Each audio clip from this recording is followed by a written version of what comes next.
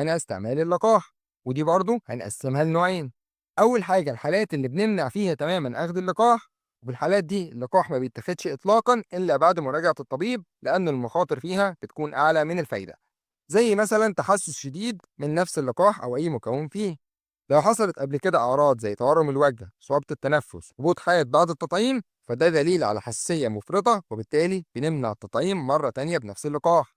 كمان لو في تحسس معروف من بروتين البيض، لأن اللقاح بيتحضر باستخدام بيض الدجاج، فلو عندك حساسية قوية من البيض لازم تبلغ الطبيب.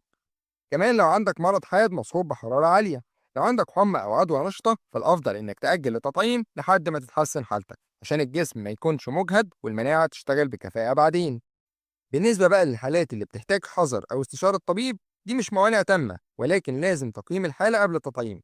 زي إيه؟ زي أمراض المناعة، أو لو شخص بيستخدم علاج مثبط للمناعة زي الكورتيزون العالي أو أدوية السرطان، لأن الاستجابة للقاح هتكون أضعف. كمان لو في اضطرابات عصبية سابقة زي مرض اسمه جولين بيري سندروم، لو حصلت الحالة دي بعد لقاح أنفلونزا قبل كده، لازم الطبيب يراجع التاريخ المرضي قبل الإعادة.